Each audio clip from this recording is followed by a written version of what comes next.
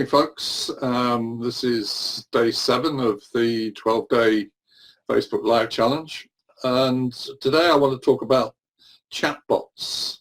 Now, chatbots there's more than one type of that, but the main one, I suppose, is the one that connects to a Facebook page. And the Facebook page is something that most people have if they're in business anyway. It's the one that promotes the business. And to connect a chatbot to that, also known as a messenger bot, then your page ideally needs some likes, around 25. There's a bit of doubt about that number, but I think if you've got at least one of your pages which has got more than 25 likes on it, then chatbots will work with any of your pages, and there's no real limit on how many pages you can run within your account. So the types of chatbots that there are, and I'm using two, one is called ManyChat, which is probably the most popular, and probably the one that I would suggest that you use if you have not fired up a chatbot yet. And the other one is called Segmate, which is quite a bit simpler, but maybe a bit more awkward to use. So there are benefits to both of those, and they both come with training. And again, if you want training, you can find training in Udemy. If you go back to one of these earlier Facebook Lives, then you'll find me talking about Udemy and where that you can find chatbots and ManyChat in particular, because ManyChat works with templates, which means that you can load a template into your bot and it will then be connected with the particular type of business or industry that you're in. For example, there would be one for real estate agents and one for pediatricians and one for chiropractors and so on, etc., etc. So that's the way that it works. And what it's doing is it's building a subscriber list within Facebook Messenger. So you can then, once you've built your subscriber list, you can then send out messages to your subscriber list, and you can send them things like images and documents and videos and general messages and keep in touch with them. And this is extra to the email addresses that you may have for them. And there are a number of different ways that you can run chatbots. The first one to talk about is what's called an ad engage. And an ad engage is where you're running a Facebook ad, and you're running your Facebook ad to Messenger.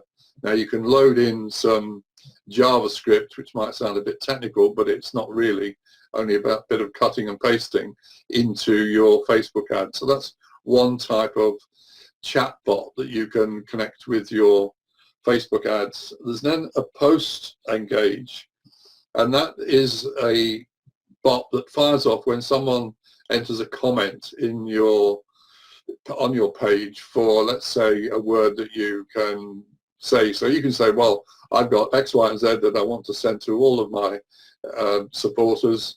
And if you type the word info in the comment section, then I will send that. And what that will do is the word info will then trigger off a chatbot, which will then deliver the information or the message that you're advertising on that particular instance.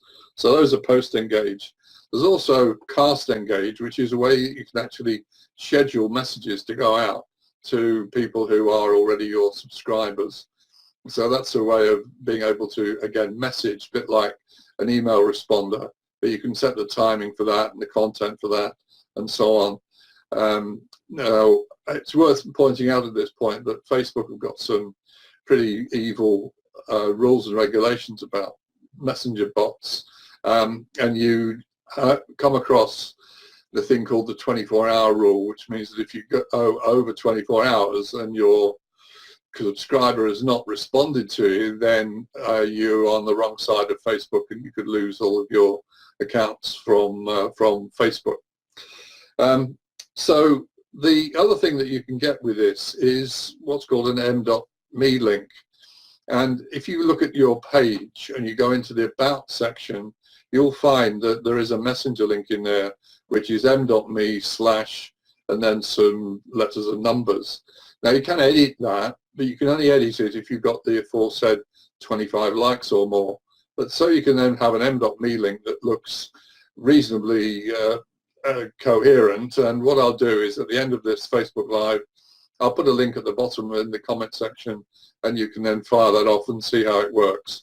I've got my fingers crossed on that because I haven't checked it out lately, but it's something which is there to be done, and you can do that on any Facebook page. So I've set up new Facebook pages, and I've set up m.me links with a meaningful connector on the end, and it seems to work okay. So that's the m.me link. And what that does is takes you to the page and will then deliver the information that you want. In the basics of this, then you'll be setting up what's called a default message. So one of the drawbacks of this is that if you're sending messages to someone who you don't know or is not a friend or already on your messenger list, then you send them what's called a default message, and they have to click on the get started link at the bottom in order to start the whole process going. And that goes into the message requests. So not everybody sees that, and it's a bit of a limitation on the whole deal. But what some people do is, I know one guy, for example, who has got a private Facebook group, and one of the questions that he puts in there is to click on this link. And what the link does is takes you to a chat bot, and in there you have to type in your information and email address and so on. And that will then get you in not only into his chatbot subscriber list, but also into his email list, which is quite a neat little way of doing it. And you then got access twice to the same subscriber. And so that's pretty much it on chatbots. As I say, the ones that I'm using are ManyChat, which is probably a bit more developed, and Segmate, which is the one which is maybe a bit simpler to operate and to use. And that's connected to Facebook Messenger, but there is another type of bot called Conversio bot, which is one which is, it's a bit like a chat session that you can have running on your website. So if you're running a website or a blog, then you can add Conversio bot into that, and it acts a bit like a help desk. And so what do you need to do to get that going? Well, you need to subscribe to Conversio bot. I know somebody that is running a business out of writing Conversio bots, and it's a bit like a question and answer session, frequently asked questions, that kind of thing. And you just need to insert some JavaScript code into your website, and that works fine with things like WordPress and ClickFunnels and Kartra and those similar websites that you can do. You may have to go back to your website developer if you're using one, but I have to say these days really you can have a domain name and website presence up there without going all the way down into a full-blown website developer. So we'll be talking about that a bit later in the week. So that's pretty much it for today, and talk to you later.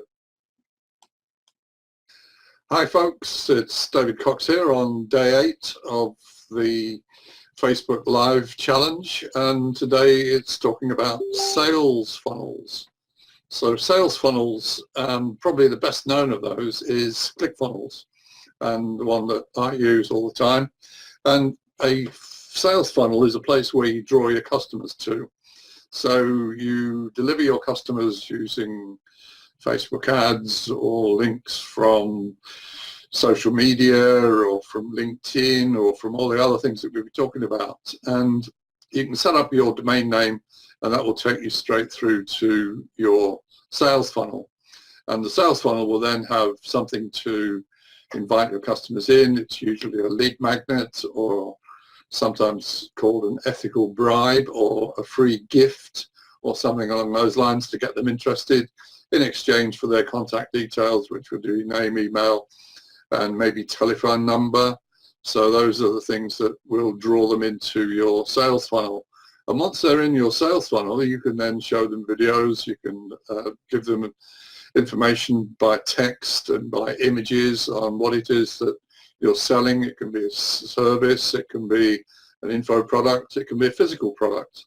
And the top level sales funnels will connect all this together and allow you very much a drag and drop basic view of what it is that you're trying to do, what you're trying to sell, and so on. I use it for marketing training programs, but it can be used for anything. And anything is pretty much anything that needs to be bought and sold. So what does it do? How does it deal with all of that? Well, you can integrate it with all sorts of other programs. For example, you can integrate it with an email responder. So when they put their email address in to get access to your free gift, then your email responder will get triggered, and that will send an email out to the people who have shown some interest, and at that point they will have the free gift, and then your email sequence will then get them interested in the other products that you've got for sale. So that's one way. There'll also be a payment processor in there. Now, you can take credit cards through your sales funnel using Stripe. You can use PayPal. PayPal is sort of everywhere, but it's expensive. Stripe is probably a better bet. And then you can get access to other sites. So you can integrate, for example, ClickFunnels with a place such as Shopify. And Shopify is probably the best e-commerce platform. It's if you've got products that you're going to fulfill yourselves, then that's probably it. We'll talk about Shopify a bit later on this week.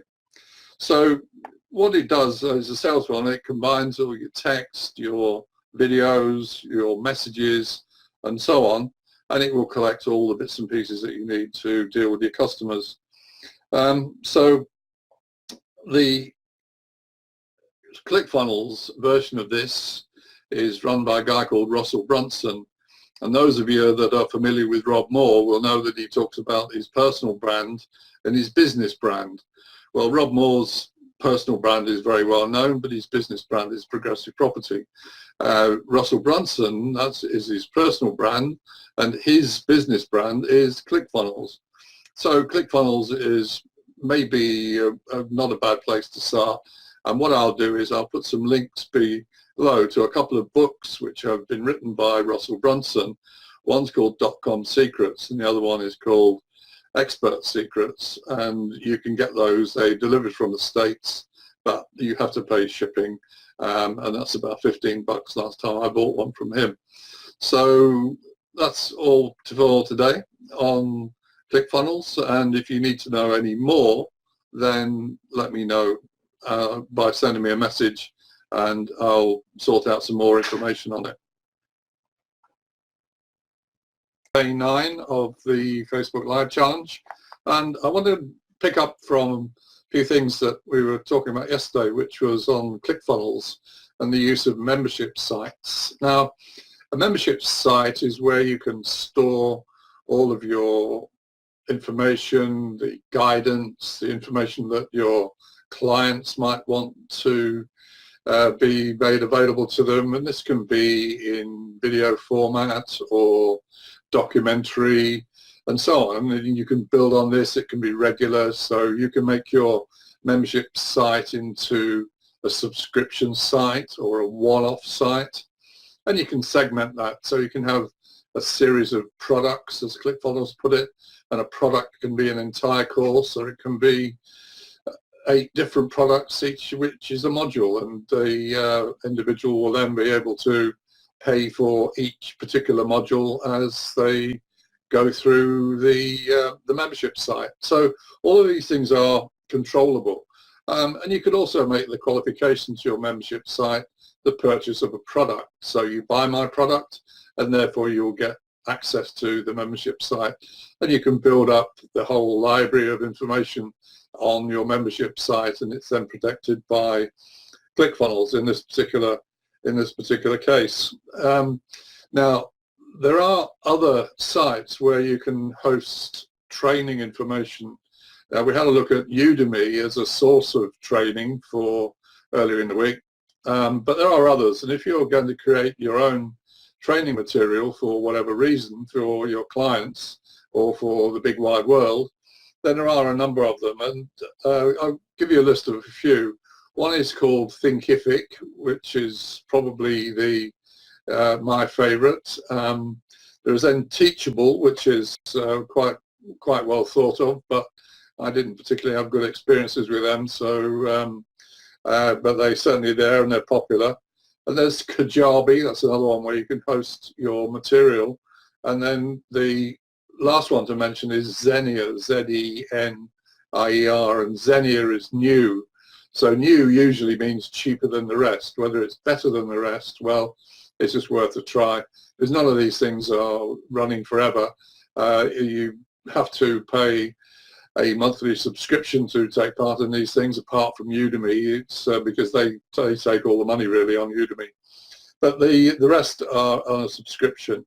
And then it's a question about where are you going to host your videos. Now, we spoke earlier on about videos. You can put them on YouTube, and certainly having a YouTube channel should be part of your arsenal of information that you put out to the big wide world. And the more videos you put up on YouTube, the better you like it.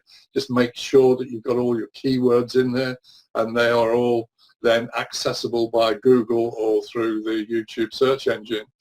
But if you want a bit more control over what it is that you're putting out, how it starts, how it finishes, what happens during it, then I would recommend Vimeo. I use Vimeo which creates links, and you can then decide what your link will do. It will be, for example, whether anyone can download your video or whether they can't, whether it's available to the big wide world or whether it's restricted. It can be password protected.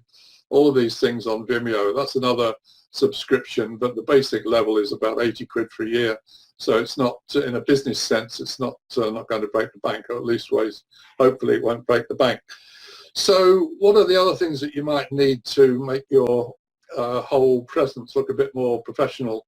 Well, if you want graphics, then you should go to canva.com, that's CANVA.com, where you can actually create logos and titles. And if you search Canva and say, look, I want this graphic to go on my Facebook page or some other some other social media platform, then they will come up with a template which is the right size, and so it will fit, and you don't have to then go playing around with Paint or one of the other graphical editing programs.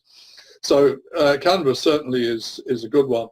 And the other one to know about is Fiverr. Now Fiverr, that's Fiverr.com,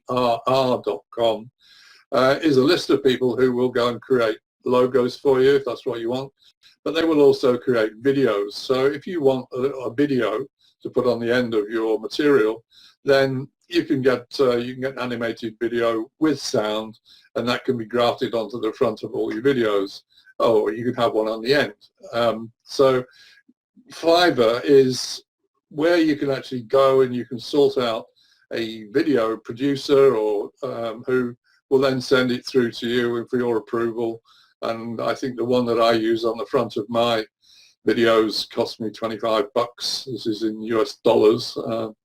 Fact of life is that most of the internet stuff is expressed in US dollars rather than pounds, so it can get a bit expensive sometimes of converting one to the other, but there we go. So this is just a few more tips on how to develop your presence online. And what this is doing is building your profile. So all of these things will connect, and with Facebook and LinkedIn and YouTube and blogging, we haven't talked about blogging yet, but that comes soon. Then all of these platforms can be made to connect to each other and will then inform the world about what it is that you are doing with your life. And what it's doing is it's collecting up assets for you. When I finish this 12-day challenge, or it might be 13 by the time we get it done, then I will be stitching these all together into a video through Camtasia. I'll put a graphic or a video on the front just to say who it is. I'll put a tail end piece on the end saying please like my video, and then I'll post that on YouTube. So at the end of this, I'll give you a link to the YouTube channel, which you can then go and subscribe to and like the video, and we all move on to better and better things. So that's it for today. I'll catch you again tomorrow. Morning folks, it's David Cox here again. This is day 10 of the Facebook Live Challenge, and today I want to talk about domain names. You know, domain names, those things that end in .com or .co.uk, .net or .org, and any number of others depending on the country that you're in and the kind of organization that deserves to have a domain name. So these .com, .net, etc. are called the top level domains, and there are a number, and in fact there are loads of new ones coming out. Back in the day there used to be a few and they were expensive. Now they're pretty cheap, and if you're running an internet marketing business, then having your own domain name is very much part of it, or many domain names, and it depends on which particular project that you're trying to run. So let's talk a little bit about domain names. Now, there are a number of places where you can go and register a domain name or find out whether your domain name is the one you would like, that is available. So probably the most popular place is GoDaddy.com, or you can go to Namecheap.com, and I have used in the past Easily.uk. So these are all places where you can actually register your domain name. And the domain name that you choose then becomes yours, and you have to identify yourself and know where they can find you. So there's nothing particularly mysterious about domain names. And if you want an email address which is sent to your domain name, so if I've got a domain name called blah-de-blah.com and I want an email address which is david@blah-de-blah.com, then I can use that and I can register that through GoDaddy, and then anybody that sends me an email will go to GoDaddy and then they'll forward it on to me, and I can read it in Outlook, and it becomes my email address. Now, that's important for organizations such as autoresponders like Aweber and some of the others who insist on having an email address which is yours personally, not one of the free ones, because you can have an email address which is hosted at outlook.com or gmail.com and so on. They're all free, and we all have loads and loads of those for different reasons. But you can have, if you're having a full-blown business, then you can have your email address hosted with the same as your domain name. So that's one good reason to have it. Now, one of the things that you can do with a domain name is you can, through a process called forwarding, you can send it on to another website. So let's take an example. If you join ClickFunnels or WordPress, then and you go to your site on any of those companies, then you find out that your name is stuck on the front of theirs. So my ClickFunnels website address is davidwcox-app.clickfunnels.com. Now that's all a bit of a mouthful and it looks pretty untidy, and if I've got multiple funnels, which I do, then a funnel will on the end of it have / and then a whole load of letters and numbers and symbols, etc., to identify that particular funnel as me.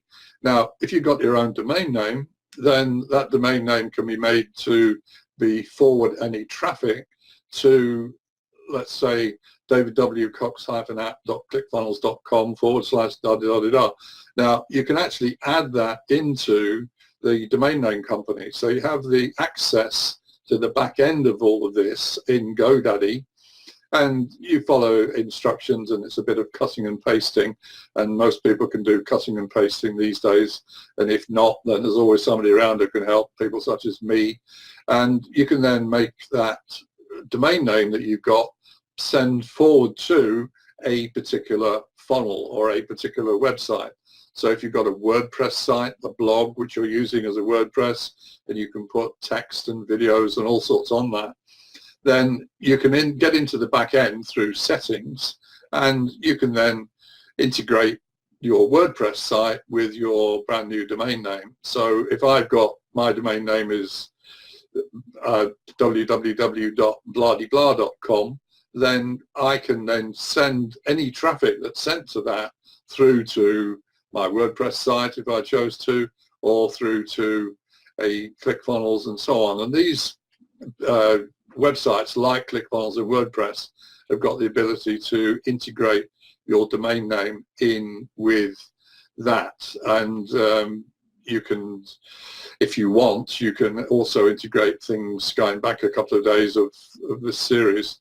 You can integrate ClickFunnels and WordPress with your email autoresponder. So if anyone comes to your site and leaves their name and email address, then that can be sent on to Aweber or whichever autoresponder that you're using.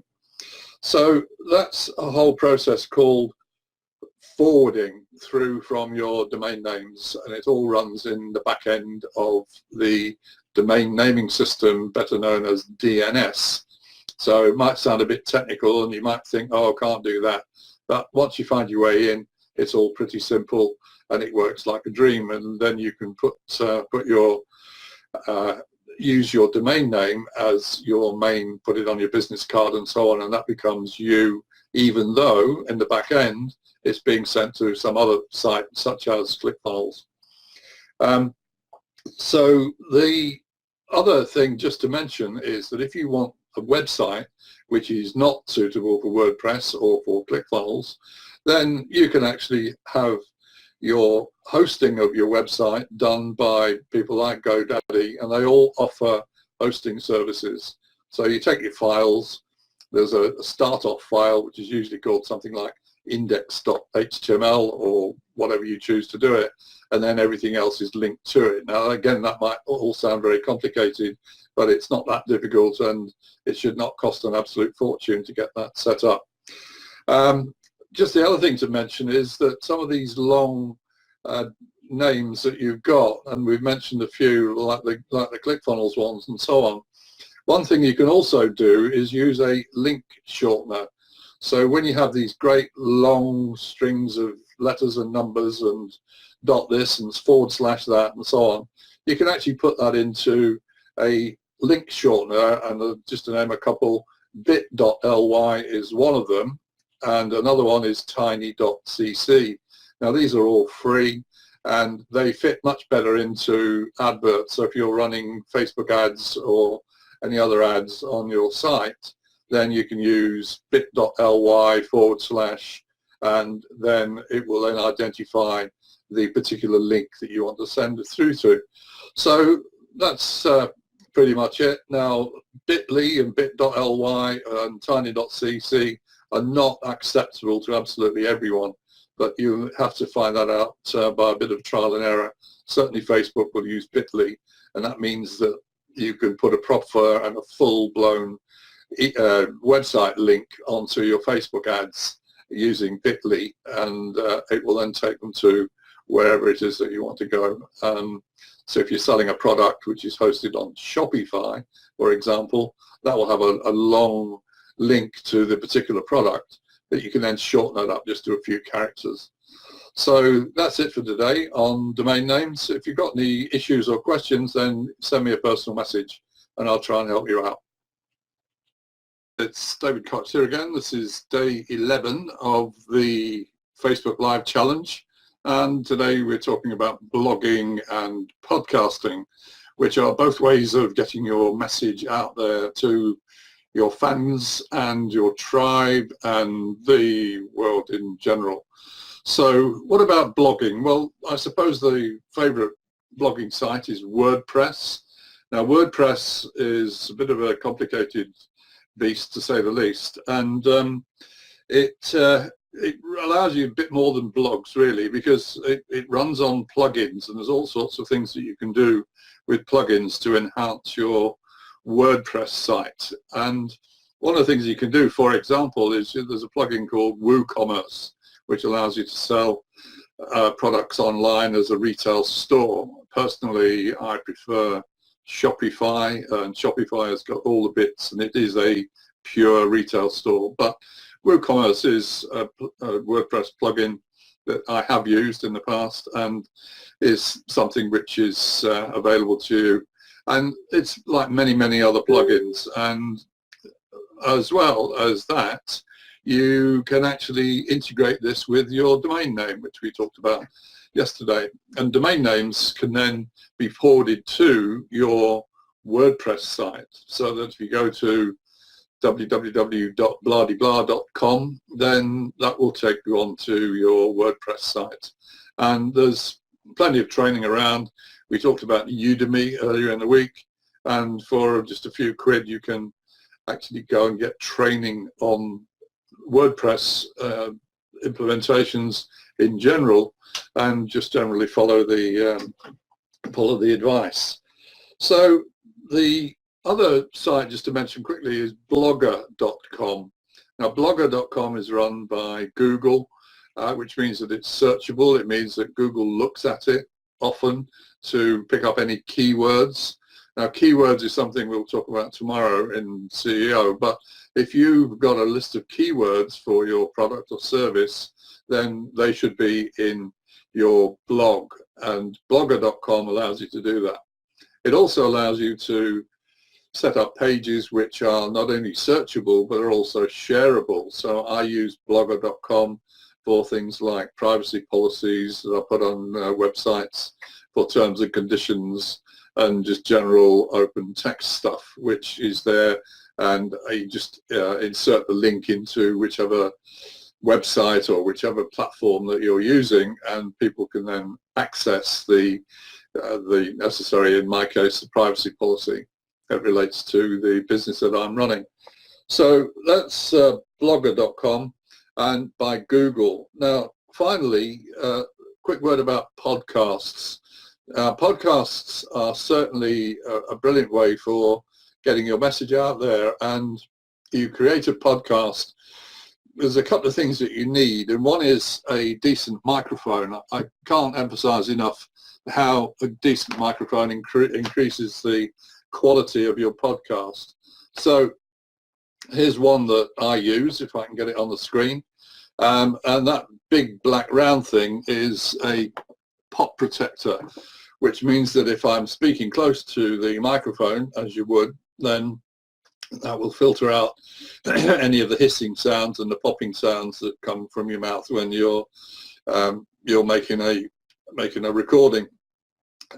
This particular recording, I'm using the microphone in the webcam that I've got. Now you may say, well, that's okay, but if it's permanent training, which I do a lot of, or it's for a podcast, then you'll definitely need a better microphone than just the ones that you get in your mobile phone or your iPad, or indeed, as I'm using here, the microphone in the webcam. So that's about podcasts. Now some software to edit this is, there's a product called Audacity, and that's what you would use to prepare your podcasts on maybe a twice a week or a weekly basis, a regular basis certainly, and then upload it to one of the podcast hosting sites. And I suppose the daddy of them all is iTunes. And if you can get your podcast onto iTunes, then you've pretty much cracked it. And then the job is to tell all your contacts, your customers, your clients, your fan club, your tribe, and the whole wide world how they can actually listen to your podcast and get the message out there to spread the word. So that's all about spreading the word. So that's it for today. Hi folks, it's David Cox here on day 12 of the Facebook Live Challenge, and today I just want to say a few words about search engine optimization, or SEO for short. And you've made all this effort to get yourself out there, put yourself online, put it in websites and blogs and all of these other things that we've been talking about this week. And the result of that is that you want the big wide world to be able to find you by looking for you, and the way they would do that is by using a search engine. Now, there have been a few over the years, but the number one and the big daddy of them all is Google.com or google.co.uk, but it uses the same technology. And you enter your search terms into the Google box, and you're trusting that then everyone will find you and you get your message and be able to buy your products or services as a result.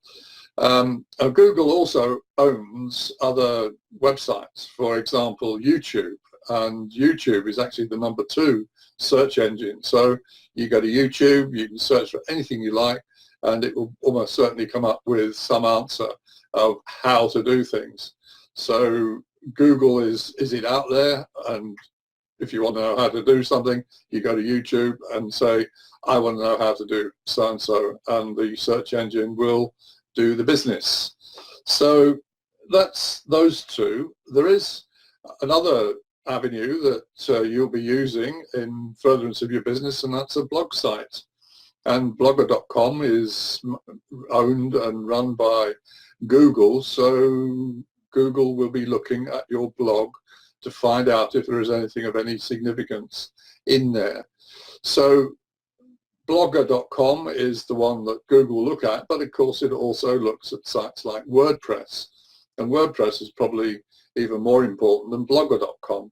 So WordPress again needs to be filled with your information using what are keywords. Now, keywords and phrases are the important part of what a search engine will do. So to do some keyword research on your product or your service is an integral part of getting yourself online, and you can test these things out. There's a number of ways that you can do that.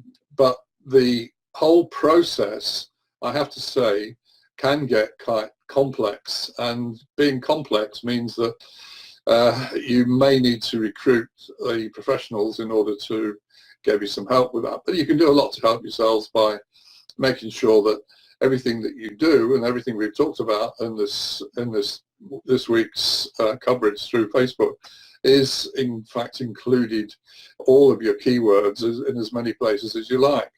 And these days Google is clever enough to be able to recognize text that's included in images. So if you use something like Canva to insert text into your graphics, then Google will be looking at that.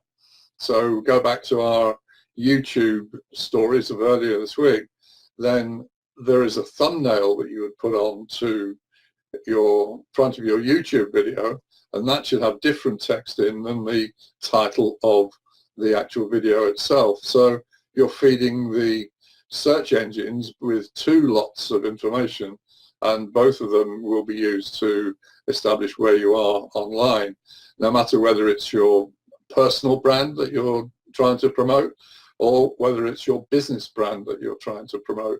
Good example of this is Rob Moore with his personal brand, and Progressive Property is the business brand.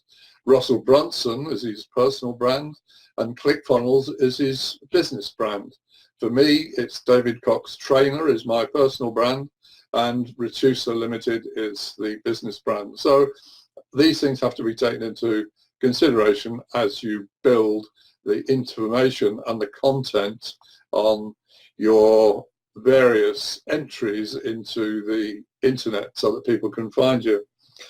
And there is a hierarchy of information that you can put into there, and first of all you have to make it available, and then after that it's a question of refinement and then making sure that the web experience of the potential customers and your contacts are able to find you and the information that they want about your business. And one of the ways for enhancing that is to use what I call backlinks, and backlinks are putting links to other websites on your content. So if there's a link to another website which is in fact very popular, then the Google search engine will see that as being advantageous and will improve your search rankings. So everyone is looking to be on to page 1 of a Google search, and backlinks are one of the ways of helping to do that. So you can actually check this out for yourself. You can use Google Insights, Google Trends, and they've now got a thing called Think with Google, all of which will help to find out where you are. And also, just as importantly, is where are your competitors? So if you sort of search for your competitors, then that's when you'll find out what keywords they're using in order to enhance your own presence online. So the SEO is search engine optimization and is a fundamental part of doing business online, and I would suggest that you pay some regard to that whenever you're going through all the other stuff that we've been talking about during this little program of information. So that's it for today. I'll do a summary tomorrow, and this information I'm going to stitch it all together using Camtasia and put it up onto YouTube, so you'll be able to have a look at it anytime you like. So that's it for today. Bye. Hi folks, it's David Cox here for the final summary day of the 12-day Facebook Live challenge that we've been going through. And what I've been trying to do over the last 12 days is to give you a bit of an insight into those skills that you will need in order to make your business or develop a business on the online field of internet marketing. So just a quick review of what we got through. We kicked off with Facebook because this is Facebook, and Facebook advertising is still generating leads, and it's really the best medium for focusing down your advertising. Then we had a quick look at YouTube and hosting your material on YouTube, another essential, or if it's going to be permanent, then maybe Vimeo is a bit better. And then we had a look at LinkedIn, and LinkedIn is all about profiles. So much of this stuff is about the profile that you set out, so that people who are looking for someone who can do something come up with your name on the searches rather than fluking on it or being recommended by a friend. So you're looking for new business, then the profile that you put out is the one. And if you need some training on all this stuff, then we talked about Udemy. Now, Udemy is not the only platform. You can get a whole mountain of stuff free on YouTube, but Udemy is a bit more organized, and it's still not going to cost a fortune. You know, and we know of stuff that can cost hundreds of pounds, hundreds of dollars, and that is you can get on Udemy for a tenner. So that was the training. And we had a quick look at messenger bots, and messenger bots and chat bots are a thing which are going to be coming. You engage with a page, so if you've got a page, you can run a messenger bot on it on Facebook, and then there are other ways of getting your messages out there using Conversio bots, which is like a bit like a help desk, which you can run on any website. So then we had a quick look at membership sites and sales funnels in particular. And ClickFunnels is the one that I use. That can become your website. So all you need to do for that is just to enroll on ClickFunnels. If you want your website to look a bit more professional, then you need to spend a few bucks and quids on a domain name and then integrate that with your sales funnel. And sales funnels can do pretty much anything that you want, include videos, they take money, they can send emails and so on. So the whole thing becomes all one big integrated effort. And then finally we talked about blogging and podcasts, both of which are there to develop your profile into all the search engines. So all the search engines, Google and Bing and et cetera, et cetera. So all of these things are there to be developed, and if you want to be online, then I suppose the news is that all of these need to be ticked on the boxes. So good luck with all of that, and I'm going to be putting this material onto YouTube as a freebie. So when you get to YouTube, then you can subscribe to my channel and tick a like on the box, and I'll catch you all later. Bye.